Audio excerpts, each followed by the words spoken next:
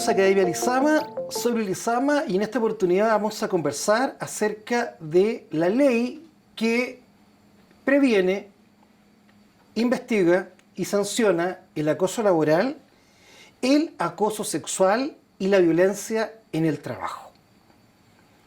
Esta ley, conocida como Ley Carín, es una reforma introducida al Código del Trabajo que entrará en vigencia el día 1 de agosto del año 2024. Esta ley tiene su inspiración en el convenio 190 de la OIT, que se refiere justamente a la violencia en el medio laboral, que proscribe, que combate la violencia en el medio laboral. El artículo 2 del Código del Trabajo ha sido modificado y se ha establecido lo siguiente: las relaciones laborales deberán siempre fundarse en un trato libre de violencia. La expresión trato libre de violencia alude, se refiere no solo a la violencia física, también a los actos de hostigamiento, a los actos de acoso. Agrega el artículo 2 del Código del Trabajo modificado: compatible con la dignidad de la persona. ¿Qué significa? Que el trato dentro del ámbito de lo laboral debe ser compatible con la dignidad de la persona. Esto es muy simple. Las personas deben ser consideradas siempre un fin en sí mismo y no un medio, no un instrumento. De modo tal que le cabe al empleador otorgar a sus trabajadores un trato respetuoso. Debe tratar a sus dependientes con igual respeto y consideración. Pero agrega el artículo 2 del Código del Trabajo modificado: y con perspectiva de género. Esto evidentemente también constituye una novedad, porque la expresión género no se refiere al sexo.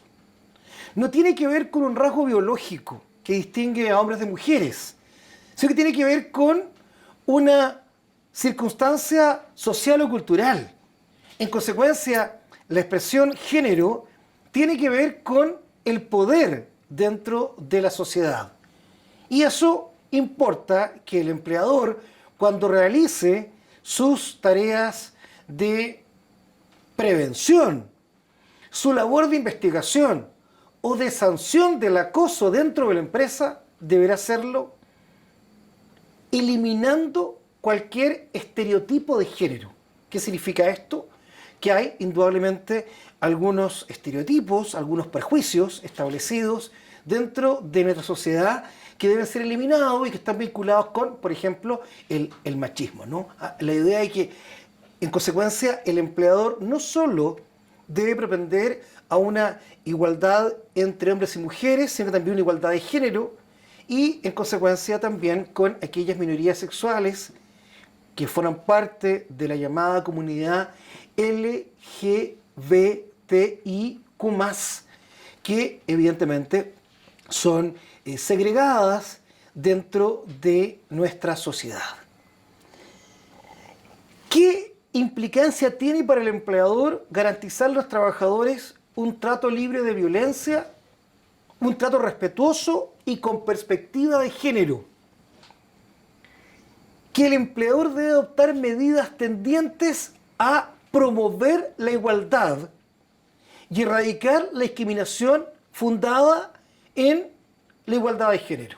O sea, la tarea del empleador ya no solo es propender a una igualdad a nivel del sexo, también a nivel del género, lo cual supone que el empleador deberá adoptar medidas, por ejemplo, de capacitación, de formación, de entrenamiento y también cumplir con la nueva ley a través de la dictación de un protocolo para la prevención del acoso sexual dentro de la empresa.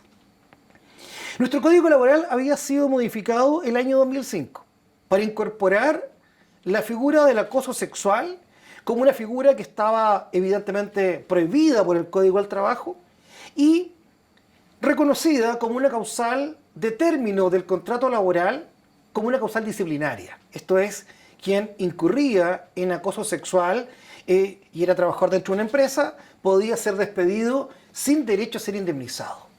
Y la ley establecía que efectivamente el acoso sexual constituía el ejemplo típico de una conducta contraria al trato respetuoso que debe inspirar la relación de trabajo y que debe ser indudablemente un deber del empleador garantizar a los trabajadores un medio ambiente libre de acoso laboral, de hostigamiento sexual.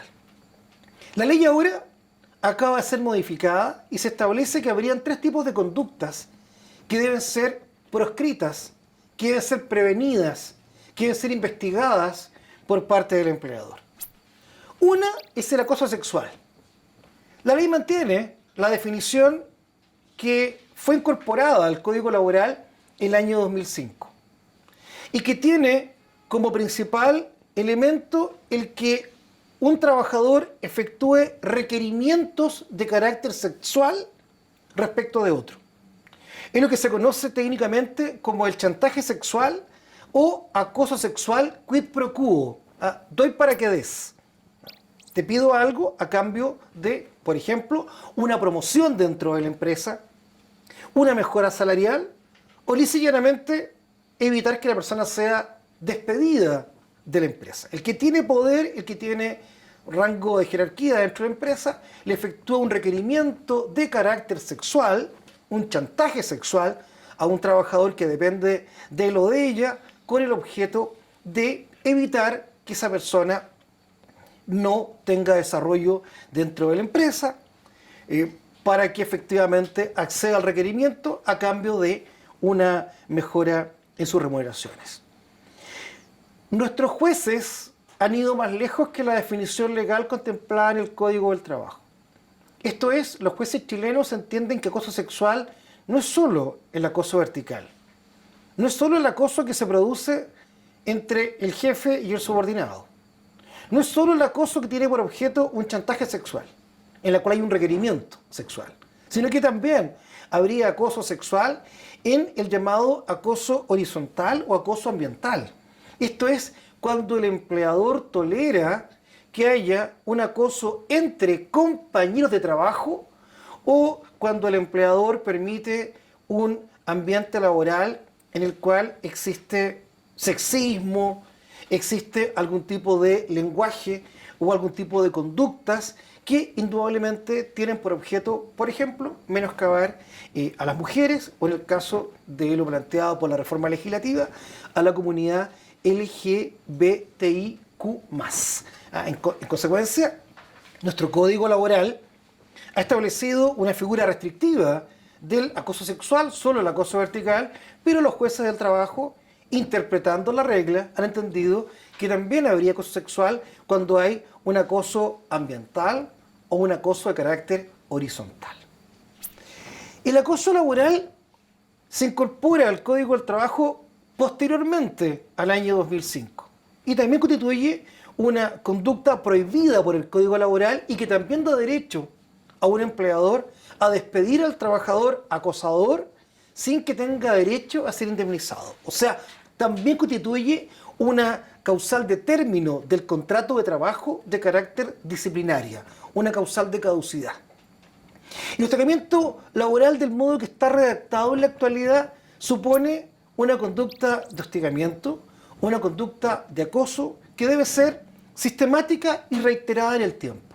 Esto es, tiene que haber una conducta que se va a realizar durante cierto periodo de tiempo y que se emprende de un modo sistemático, con el objeto fundamentalmente de persuadir al trabajador que no tiene espacio en aquel lugar, no convencerlo que lo mejor que él puede hacer es renunciar a aquel empleo.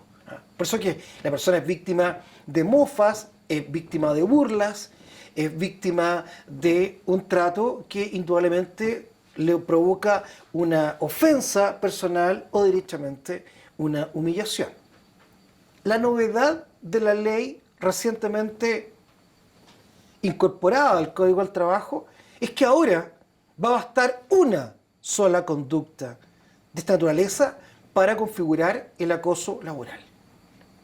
La ley exigía que efectivamente hubiera un hostigamiento reiterado y permanente en el tiempo, pero ahora se modifica la regla y va a bastar que se manifieste una sola vez esta conducta de hostigamiento laboral para que se entienda configurado esta conducta indeseada por el Código del Trabajo. Claro, evidentemente tiene que haber también una causalidad entre la conducta y un perjuicio ocasionado al trabajador. O sea, no es que baste un acto solo de hostigamiento en la medida en que no haya una consecuencia que podría ser la que la ley exige, y que es justamente que la persona sea ofendida, sea menoscabada, sea humillada, o que tal conducta amenace o perjudique su situación laboral o sus oportunidades de empleo.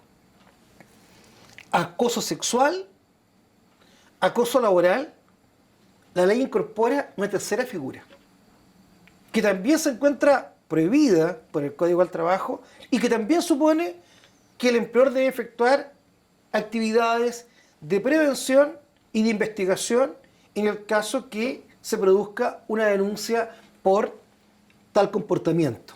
Y se refiere a la violencia en el trabajo ejercida por un tercero ajeno al contrato laboral. Porque aquí hablamos de acoso o hostigamiento a nivel sexual y que se producía entre subordinado y el jefe, o que se producía entre colegas de trabajo. Aquí estamos hablando de la violencia ejercida por un tercero, por ejemplo, un cliente o un proveedor. Y en ese caso en particular, el empleador también debe garantizar al trabajador que no va a ser objeto de un trato degradante, humillante o acosador por parte de un tercero ajeno al vínculo laboral, claro, en la medida en que la relación que se produzca con el tercero tenga que ver con el vínculo de trabajo. O sea, una persona que atiende público y que está contratada por la empresa, el empleador deberá garantizarle, asegurarle que no va a ser objeto de un trato violento o un trato humillante por parte de, por ejemplo, un cliente. Entonces, hay indudablemente que una modificación relevante en esta materia, porque para el empleador supone incorporar una figura que no estaba considerada en el Código del Trabajo, y por la otra, tal como señalábamos, también la de reconfigurar el concepto de acoso laboral, y ahora basta una conducta que provoque perjuicio o que amenace las oportunidades de empleo o desarrollo del trabajador para que se configure el acoso laboral. La ley modificada obliga al empleador a desarrollar un compliance específico para la prevención del acoso laboral, sexual y la violencia en el trabajo. Por compliance entendemos aquella función específica dentro de la empresa que se encarga de hacer cumplir las reglas de carácter nacional e internacional referidas al ámbito del derecho del trabajo.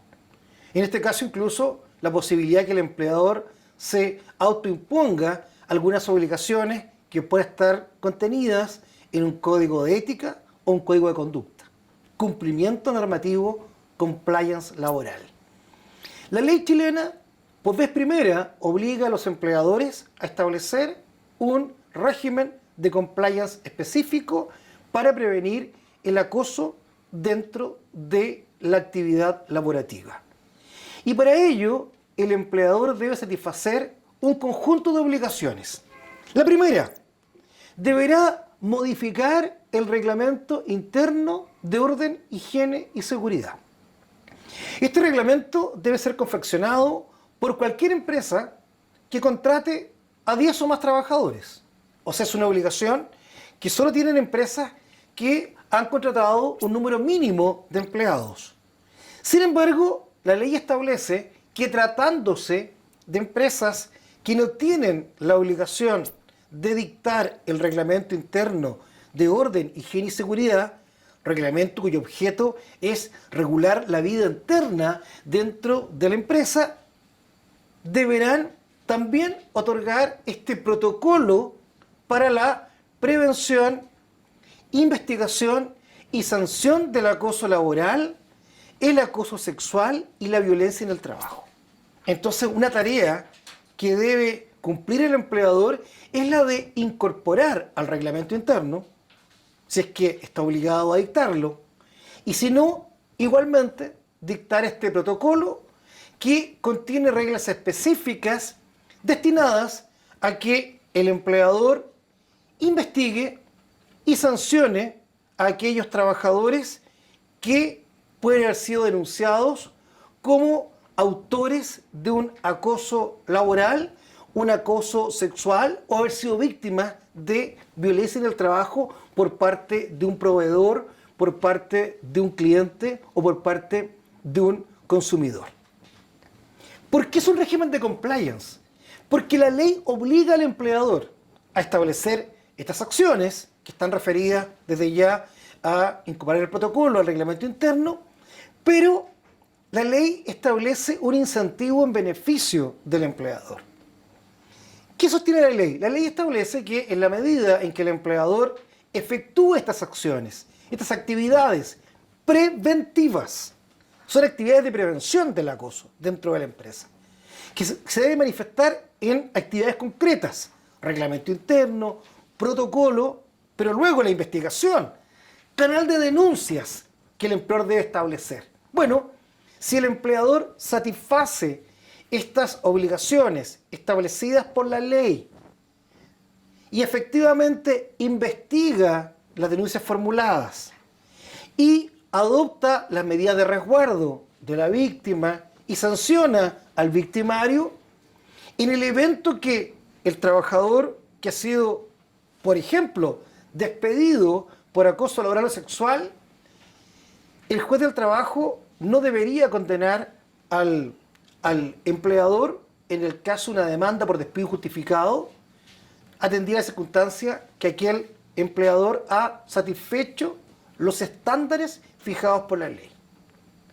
Por ello, efectivamente, es un instrumento de cumplimiento normativo, es una herramienta de compliance en la que el incentivo fundamental para el empleador es que, efectuada la prevención, efectuadas las acciones que la ley le exige que deban cumplir, ese empleador va a tener una ventaja en la medida en que el juez del trabajo no podría sancionarlo por despido injustificado, siempre y cuando, les insisto, haya cumplido con las exigencias formuladas por el Código del Trabajo.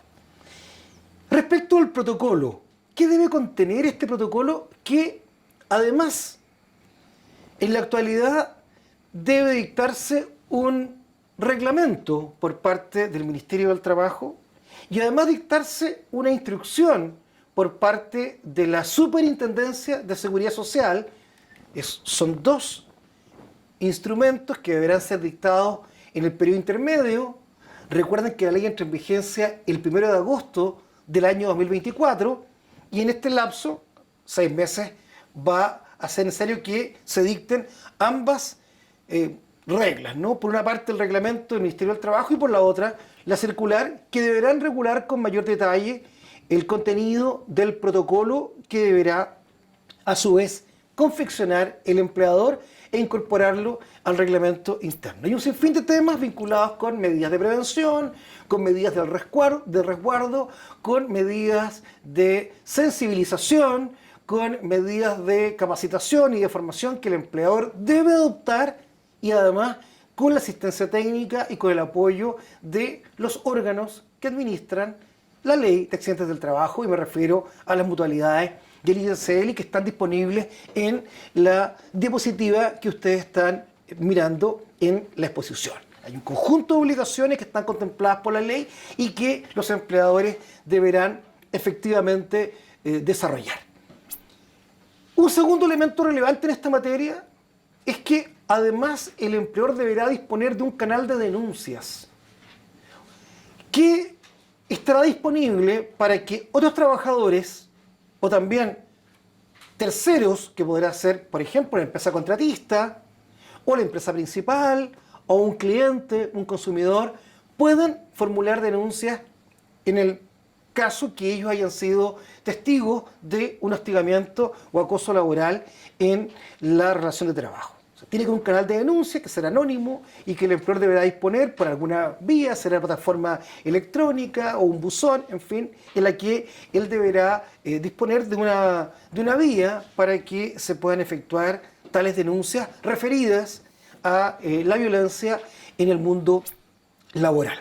El empleador debe informar semestralmente de estos canales de denuncia a sus trabajadores y también debe informar acerca de las medidas que ha adoptado en materia de formación, capacitación, de estas políticas que el empleador debe incorporar a la empresa.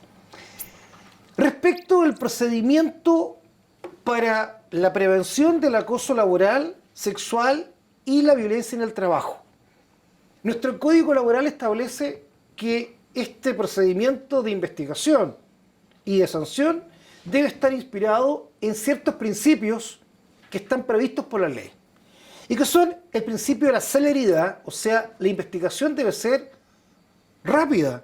La ley fija un plazo de 30 días para que el empleador concluya su investigación.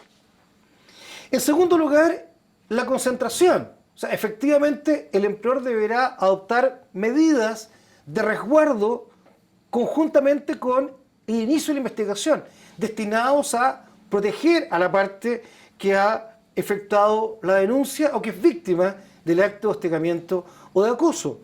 Debido proceso, o sea, el empleador debe investigar satisfaciendo reglas básicas procesales vinculadas, por ejemplo, con que tiene que darle audiencia a la parte denunciada, que además efectivamente tiene que tener la oportunidad de defenderse frente a la denuncia de la cual es sujeto, ¿no? O sea, hay reglas básicas que el empleador debe garantizar con su procedimiento de investigación. En todo caso, la ley lo que formula es que, efectuada la denuncia, esta se puede efectuar por escrito o de manera verbal, lo cual también constituye una novedad. ¿Por qué razón? Porque hasta ahora las denuncias solo se podían hacer por escrito. No era posible una denuncia verbal. Ahora, la ley admite la posibilidad que la denuncia se efectúe por la vía oral, pero evidentemente la primera actuación que debe efectuar el investigador a cargo del procedimiento será protocolizar la denuncia formulada verbalmente y levantar un acta para iniciar esta investigación. La ley mantiene la regla en virtud de la cual es posible que el empleador investigue por sí mismo o derive la investigación a la inspección del trabajo respectiva. Esa decisión la tiene que adoptar el empleador. Recibida la denuncia, él debe determinar si la investigación la efectúa la unidad interna de la empresa, conforme al reglamento interno, o bien deriva la investigación a la inspección del trabajo. Y en todo caso, como primera actuación, la que debe efectuar la empresa que recibe la denuncia será adoptar medidas de resguardo en beneficio de la persona que ha sido víctima del hostigamiento o del acoso. Las medidas de resguardo que el empleador puede adoptar están previstas en la ley. Y son, por ejemplo, la separación física de la persona del denunciante y del denunciado. El empleador podría, si es posible hacerlo, ¿no?, determinar que las personas que trabajaban en un espacio físico común sean repartidas en un lugar distinto. Lo segundo es que el empleador podría modificar las jornadas laborales, si es posible hacerlo, ¿no?, y en consecuencia evitar que el denunciante y el denunciado se puedan encontrar físicamente durante la jornada laboral. Y también, como ejemplo de la ley, la posibilidad de que el empleador adopte alguna medida de resguardo ya de orden psicológica, disponiendo atención técnica en beneficio de la persona denunciante, la persona víctima del hostigamiento o del acoso sexual. Entonces, claro, se recibe la denuncia por parte del empleador, el empleador debe decidir si investiga por sí o remite la denuncia a la inspección del trabajo. En todo caso, debe adoptar medidas de resguardo y la ley le impone la obligación de concluir su investigación en un periodo máximo de 30 días, en la que, para satisfacer la idea de la celeridad y la concentración, tiene que haber un resultado acerca de qué ha concluido el investigador con la investigación realizada. La empresa deberá determinar la manera en que efectúa la investigación. Por ejemplo, la empresa podrá citar testigos, la empresa podrá pedir un peritaje, la empresa podría pedir un informe psicológico. O sea, en ese sentido, la regulación que la ley efectúa es mínima y todo lo demás, indudablemente, depende de lo que el empleador decida realizar. Concluida la investigación por parte del empleador, este deberá remitir el informe con las conclusiones a la Inspección del Trabajo para que ésta apruebe lo concluido por la investigación interna. Aquí existe una novedad con la regulación legal porque se establece un plazo de 30 días dentro de los cuales la Inspección del Trabajo deberá aprobar o no lo investigado por el empleador. ¿Cuál es la novedad? La novedad es que se incorpora la idea del silencio administrativo. ¿Qué significa esto? Que si la Inspección del Trabajo, dentro del plazo de 30 días, no se pronuncia, la ley entiende que se habrá aprobado la investigación realizada por el empleador y éste podrá adoptar las medidas propuestas en su informe, incluyendo, por ejemplo, el despido al trabajador denunciado por acoso laboral o acoso sexual. En el caso que la denuncia tenga que ver con violencia en el trabajo, esto es, que el acto de violencia o acoso provenga de un tercero ajeno a la empresa, pues bien, la ley exige que el empleador en la investigación concluya qué medidas de protección va a adoptar para evitar que la conducta se vuelva a repetir en el futuro. Recuerden que en este caso, quien acosa o hostiga al trabajador no es un trabajador de la compañía, es un tercero. Entonces, por eso que la ley dice, usted, claro, podrá adoptar medidas respecto al trabajador que se le ha acreditado hostigamiento o acoso, pero respecto a un tercero, respecto a un cliente, de un consumidor, de una empresa contratista o la empresa principal, bueno, lo que debe hacer el empleador es adoptar medidas de protección que eviten que la conducta se vuelva a repetir en el futuro.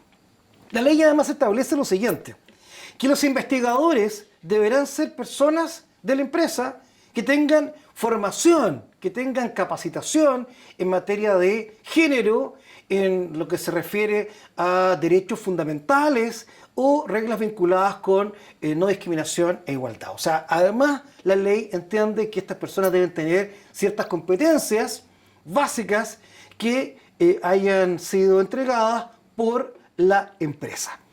En el caso que efectúe la investigación la Dirección del Trabajo, esta deberá poner en conocimiento del denunciante y el denunciado las conclusiones de su informe, recomendando las medidas que correspondan, ¿no? Ya se han adoptado medidas de resguardo, ahora corresponde adoptar eventualmente una medida de carácter disciplinaria y quien debe adoptarla es indudablemente el empleador. ¿Qué medidas podrían ser adoptadas por el empleador? Están reguladas en el Código del Trabajo. La ley contempla que constituyen medidas de disciplina. Primero, la amonestación verbal. En segundo lugar, la censura por escrito. Y en tercer lugar, la multa del 15% de la remuneración diaria del trabajador. Aquí la ley no descarta que también el empleador puede aplicar como una medida disciplinaria el despido del trabajador.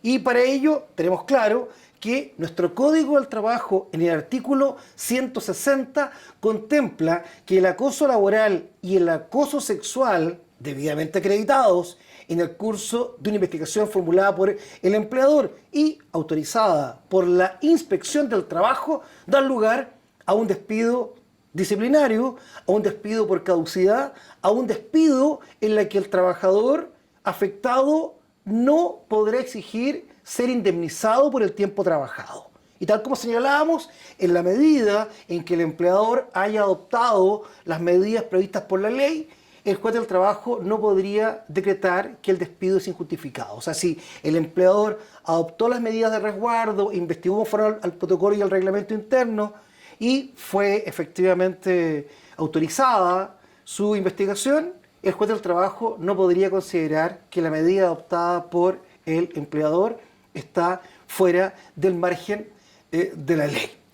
La pregunta es qué ocurre cuando la inspección del trabajo determina que hay una infracción de derechos fundamentales. O sea, cuando investigado por parte de la autoridad administrativa, esta constata que hay por parte del empleador una lesión de un derecho fundamental del trabajador.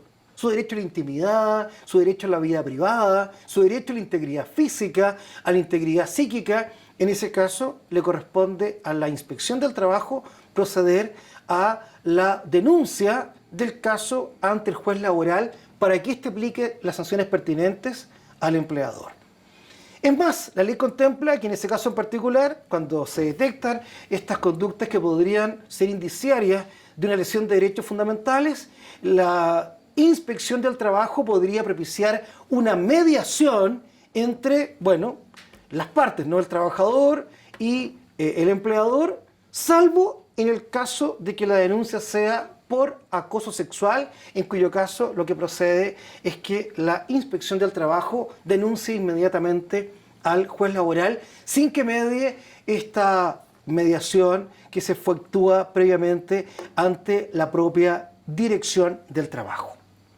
La ley tiene un periodo de vacancia legal, lo hemos afirmado, va a entrar en vigencia el día 1 de agosto del año 2024 y para que esta ley pueda aplicarse de manera eficiente, será indispensable que el Ministerio del Trabajo dicte un reglamento y que la Superintendencia de Seguridad Social dicte una instrucción general aplicable a las mutualidades y el ISL para que contribuyan con los empleadores a la prevención del acoso laboral, el acoso sexual y la violencia en el trabajo, tal como lo establece la Ley Carín.